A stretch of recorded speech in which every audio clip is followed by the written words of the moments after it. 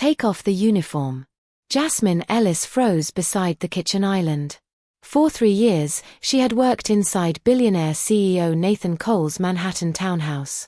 She arrived before sunrise, managed the household staff, remembered every guest preference, and still made it home each evening in time to help her 8-year-old daughter, Maya, with homework.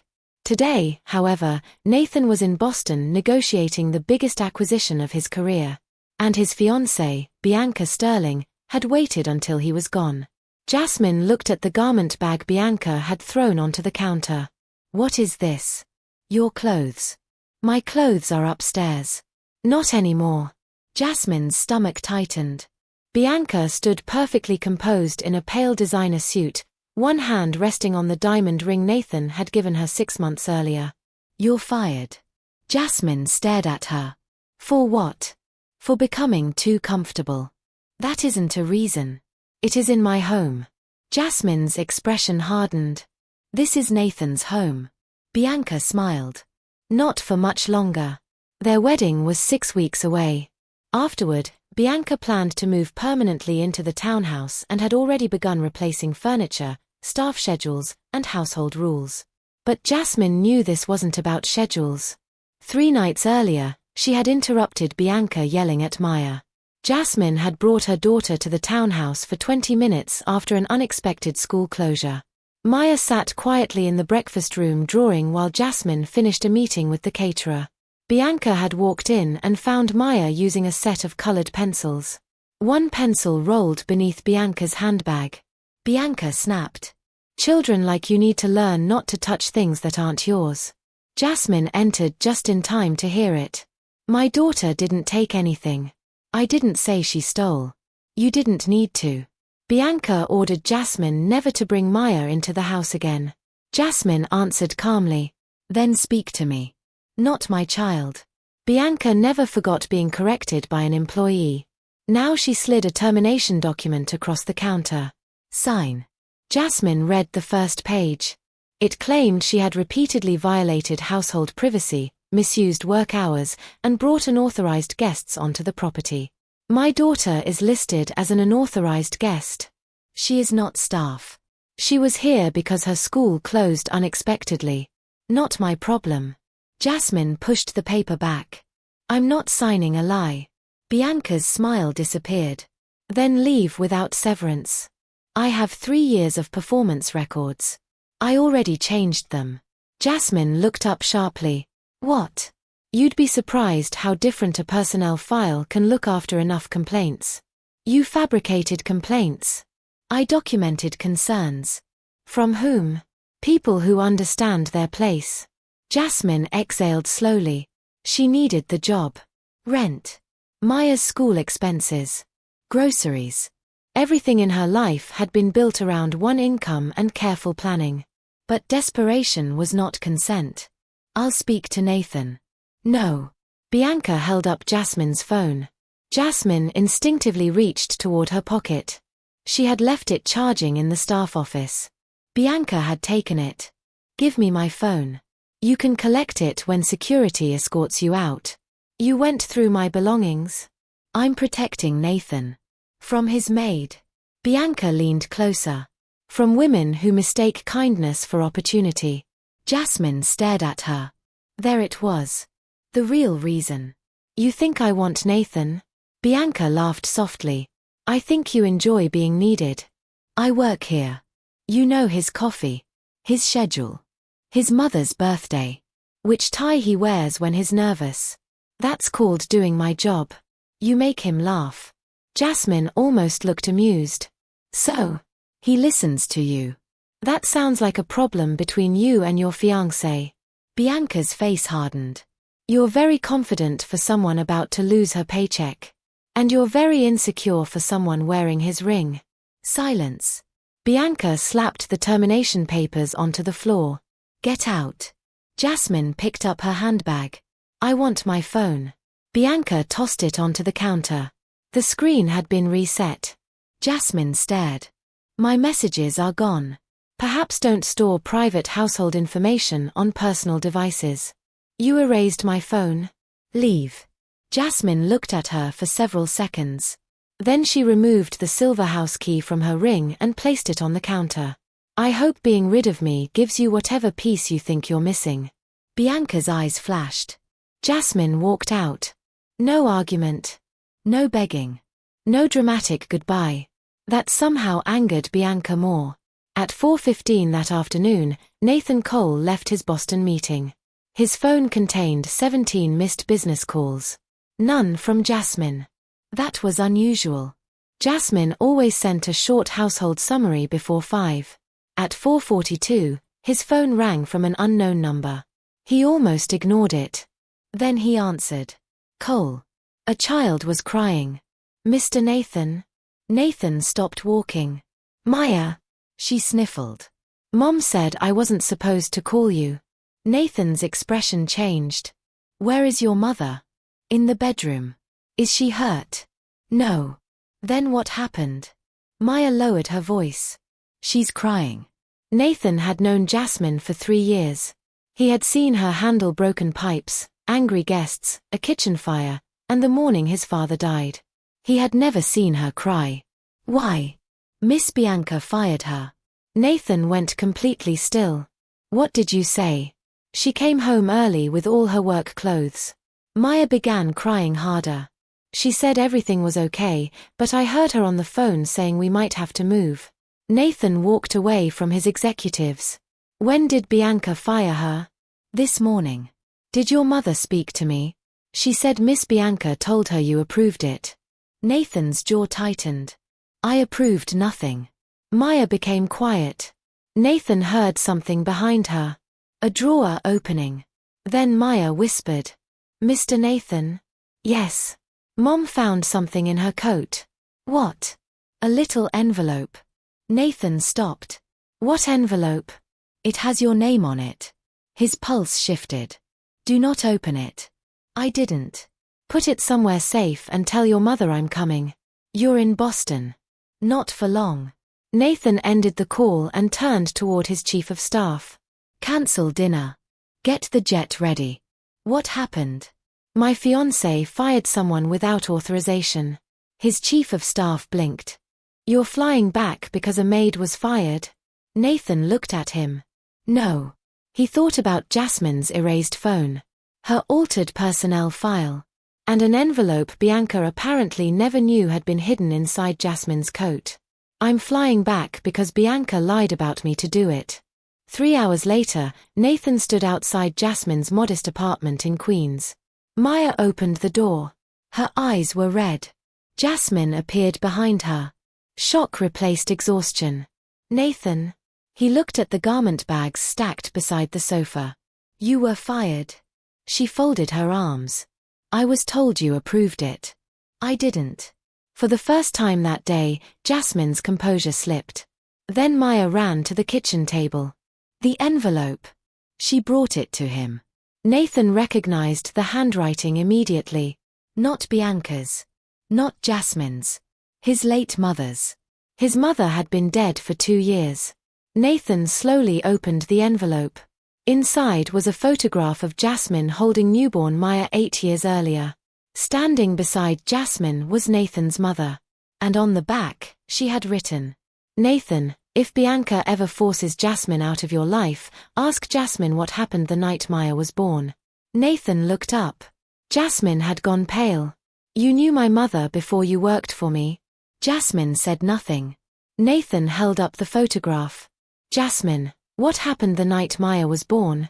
And for the first time since he had known her, she looked genuinely afraid to answer. Nathan stared at the photograph. Jasmine stood beside the kitchen table, arms folded tightly across herself. Maya had gone silent. Sweetheart, Jasmine said gently, go finish your homework in your room. But Mom. Please. Maya looked at Nathan, then at the photograph in his hand. Finally, she disappeared down the hallway. Jasmine waited until the bedroom door closed. Then she Saturday. The night Maya was born, she said, your mother saved my life. Nathan frowned. My mother? Not medically.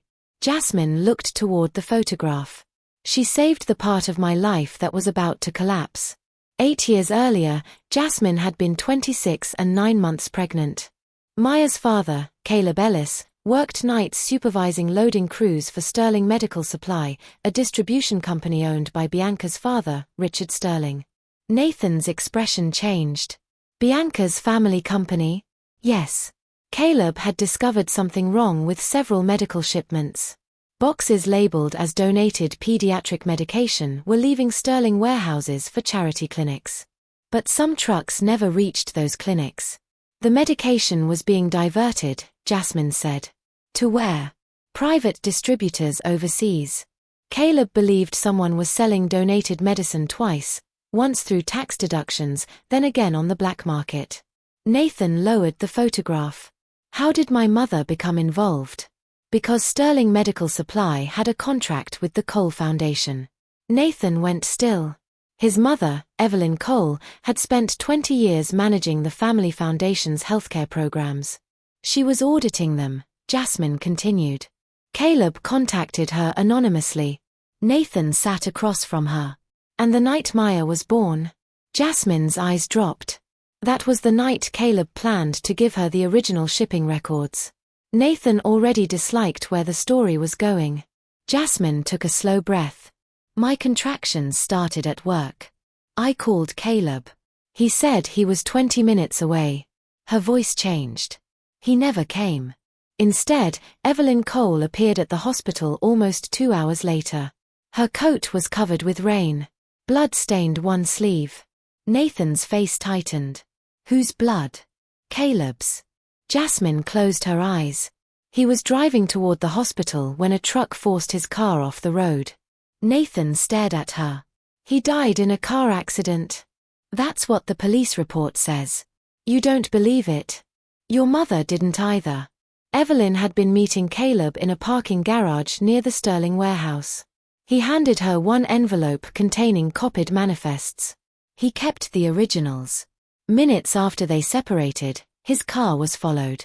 Evelyn saw the collision from several blocks behind. She called the ambulance, Jasmine said. She rode with him. Nathan's voice dropped. Was he conscious? For a few minutes. Jasmine's eyes filled.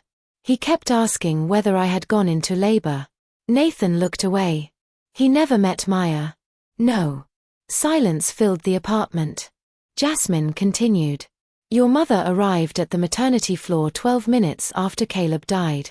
She had sat beside Jasmine through the delivery because Jasmine's own mother lived in Atlanta and could not reach New York in time. That was when the photograph had been taken. A nurse captured Evelyn holding newborn Maya while Jasmine rested beside her. Nathan looked at it differently now. My mother never told me any of this. She made me promise not to. Why? Because she believed someone inside the Cole Foundation was helping the Sterlings. Nathan's expression hardened. My own foundation? Your mother didn't know who. Jasmine reached beneath a stack of old bills in a drawer. She pulled out a sealed plastic folder. Inside was a newspaper clipping about Caleb's death. Nathan read the headline. Young father killed in rain-slick highway accident. Nothing mentioned Sterling Medical Supply. Nothing mentioned Evelyn. Nothing mentioned missing medication. 3 days after Maya was born, Jasmine said, someone broke into my apartment. Nathan looked up. They didn't take money.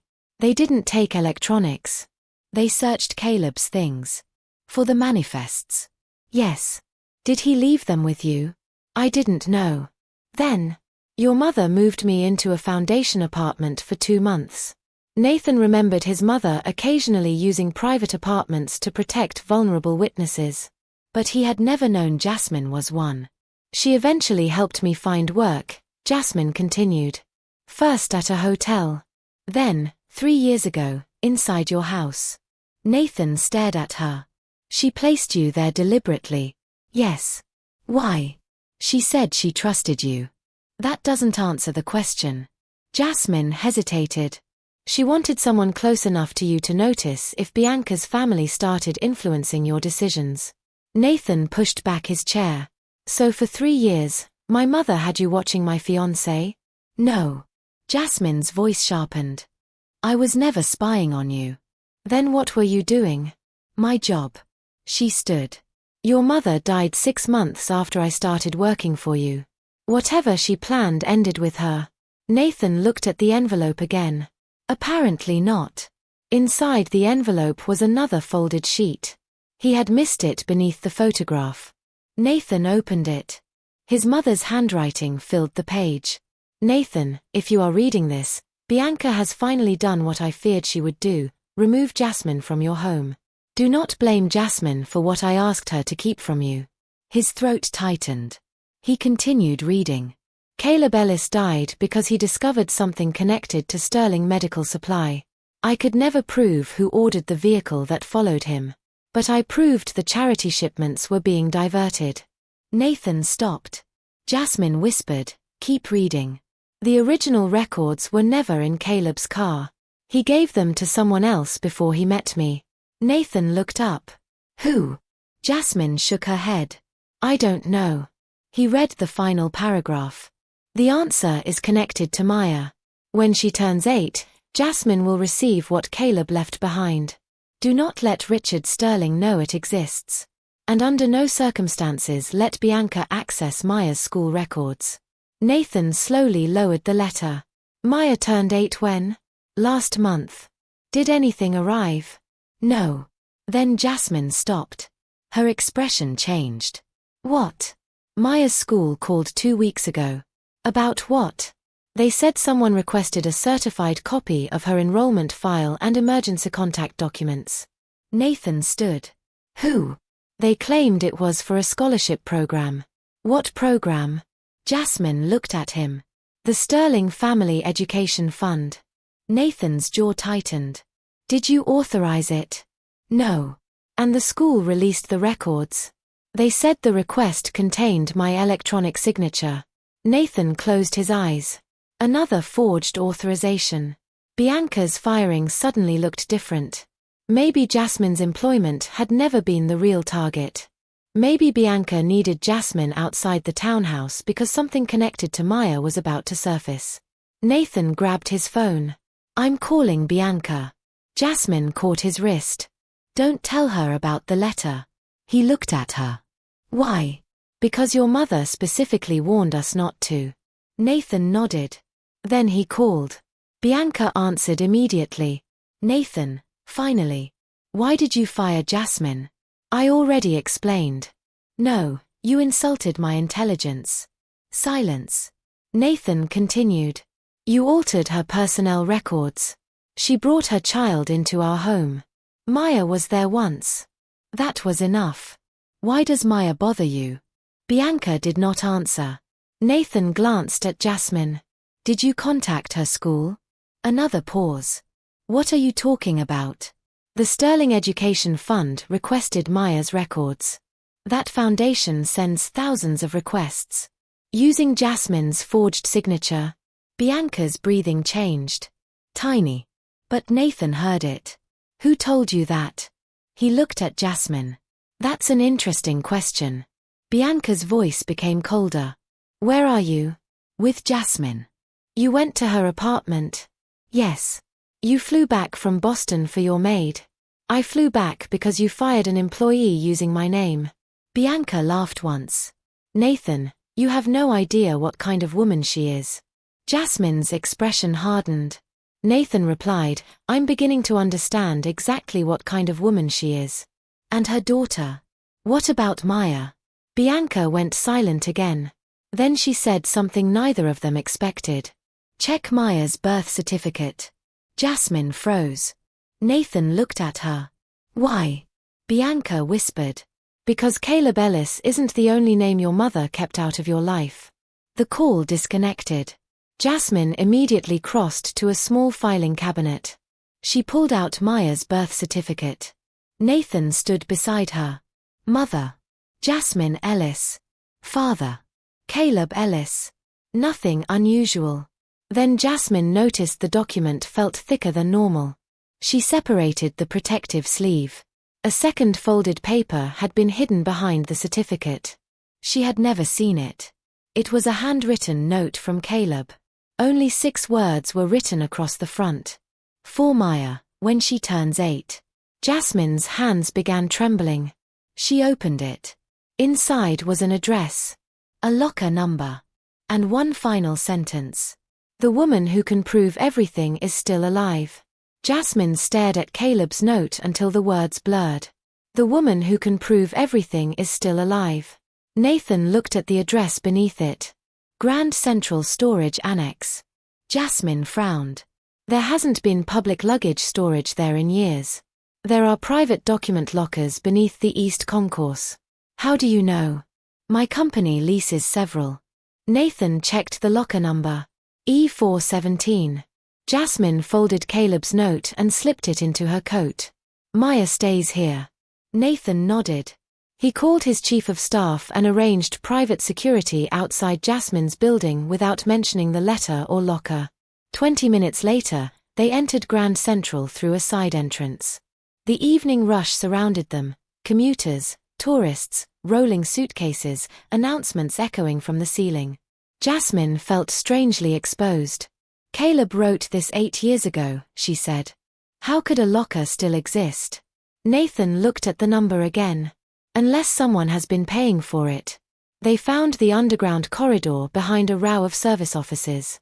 Locker E417 required 2 things. A numerical code. And a physical key.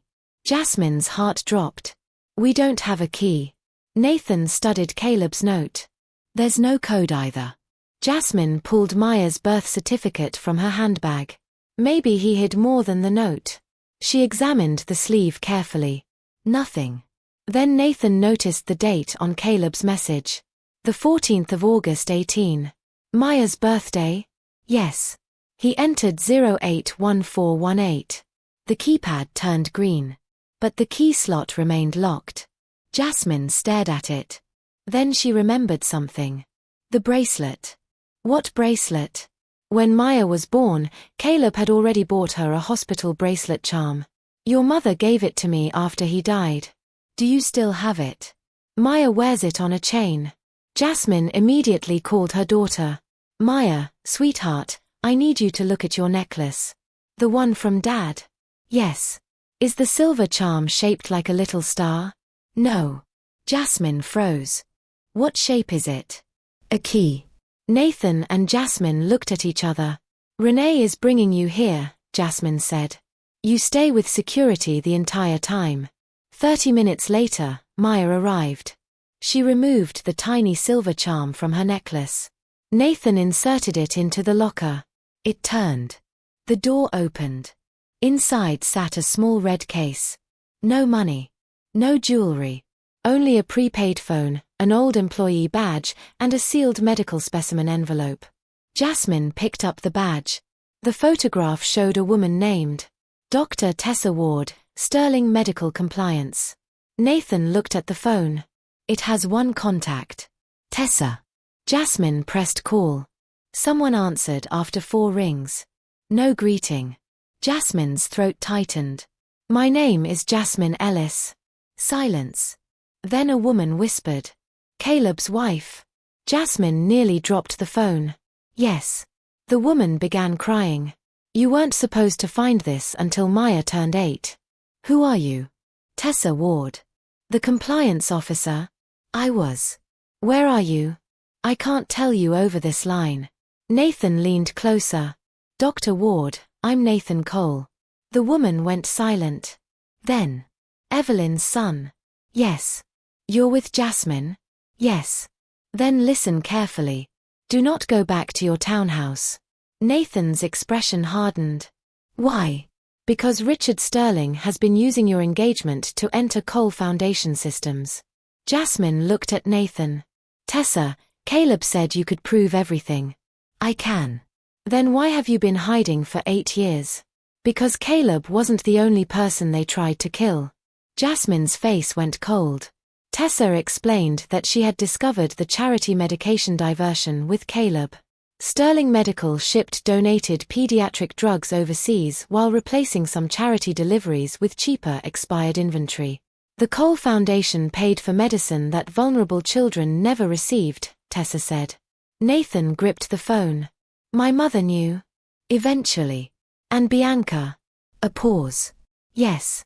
Jasmine closed her eyes. How involved? She was 24 when it started.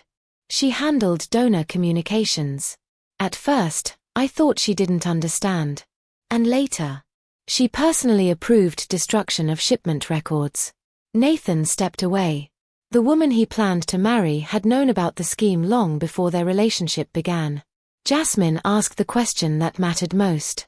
What is in the medical envelope? Tessa's breathing changed. A preserved blood sample from Caleb. Jasmine stared at it. Why? Because his crash didn't kill him immediately. Nathan looked at her. Tessa continued. At the hospital, Caleb's blood showed a powerful sedative. Jasmine stopped breathing. He was drugged before the crash? Yes. He was driving. That was the point. Nathan's face hardened. Who gave it to him? He drank coffee inside the Sterling warehouse before leaving. Jasmine whispered, Richard? I couldn't prove who prepared it. Then what can you prove? The cup was preserved. So was the security log. Tessa paused. And Bianca's employee badge opened the break room 4 minutes before Caleb entered. Nathan closed his eyes. Jasmine leaned against the lockers. Bianca had not merely known about Caleb. She had been present. Where are the originals? With me. Then meet us. I will. Tessa gave them an address in Brooklyn. An abandoned community clinic scheduled for demolition. Nathan sent Mason ahead. 25 minutes later, they reached it. The front door stood open. Too open. Nathan stopped Jasmine. Stay behind me. They entered. Medical boxes were scattered across the lobby. A chair lay overturned. Then they heard coughing. A woman stumbled from the back hallway. Late 40s. Thin. Terrified. Tessa. She nodded. Jasmine ran toward her. Tessa grabbed her wrist. They found me. Who? Instead of answering, Tessa handed Jasmine a flash drive. Everything is there. Nathan heard an engine outside. A black SUV accelerated away from the alley. Tessa looked at him. Richard knows you found the locker. Then she looked at Jasmine. And Bianca knows Maya has Caleb's key. Jasmine's blood ran cold. Her phone rang. Renee. She answered instantly. Is Maya with you? Renee was screaming. Jasmine, someone hit the security car. Jasmine's knees nearly gave out. Where is Maya? A child's terrified voice came through the line. Mom. Maya. Then another voice replaced hers. Bianca. Calm. Almost gentle. Now you understand why I needed Jasmine out of Nathan's house. Nathan grabbed the phone. Bianca, don't touch her. I don't want Maya. Then let her go. I want what Caleb left her. Jasmine looked at the flash drive in her hand. Bianca continued. Bring the evidence to the Sterling Foundation Tower in 1 hour. And Maya. 1 hour, Jasmine. The call ended. Tessa stared at them. You cannot give her that drive. Jasmine's eyes filled with fury. That is my daughter. I know. No, you don't. Tessa grabbed her shoulders. Jasmine, that drive doesn't only prove what happened to Caleb. Nathan looked at her. What else is on it? Tessa swallowed. Proof that Richard Sterling has been diverting children's medicine for 12 years. Then she delivered the worst part. And tomorrow morning, another shipment leaves New York. Jasmine stared at the clock. Her daughter was being held somewhere inside Sterling's tower. And before sunrise, medicine meant for thousands of sick children would disappear with her. Jasmine entered Sterling Foundation Tower with the flash drive inside her coat and Nathan beside her. Bianca waited on the 42nd floor. Maya sat nearby, frightened but unharmed. Mom. Jasmine moved toward her. Bianca raised one hand. The drive first. Richard Sterling stepped from the shadows behind her. Nathan's expression hardened. You used my foundation to steal medicine from sick children. Richard smiled. I used inefficient charity money to create profitable distribution. Jasmine looked at Maya. Let her go. Give me the evidence. Jasmine removed the flash drive. Then she dropped it onto the marble floor and crushed it beneath her heel. Bianca screamed. You idiot. Jasmine looked at her calmly. That was the copy. Richard froze. Across town, Tessa had already delivered the original files to federal investigators, the Cole Foundation Board, and 3 major news organizations. Nathan's phone vibrated. He looked at the screen. Sterling Medical's warehouse has been raided. Richard lunged toward Jasmine. Nathan stepped between them. Security doors opened behind him. Mason entered with federal agents. Bianca grabbed Maya and pulled her backward. Don't come closer. Jasmine's voice changed instantly. Bianca, look at me. Bianca's hand trembled against Maya's shoulder. You ruined everything. No. Your father did that years ago.